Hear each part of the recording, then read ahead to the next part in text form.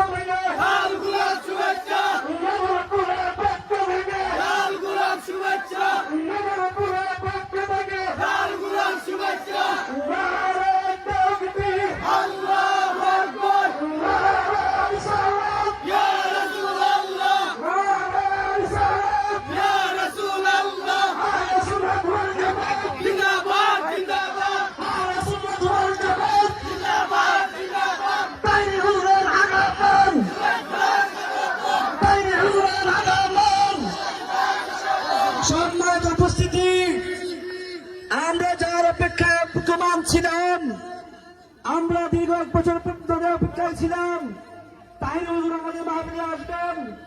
ইনশাআল্লাহ হুজুর আমাদের মাহফিলে উপস্থিত হয়েছেন। আলহামদুলিল্লাহ। হুজুর আলোচনা করবেন, আপনারা আপনার বিরোধ শুনবেন, কিন্তু কোনো বিশৃঙ্খলা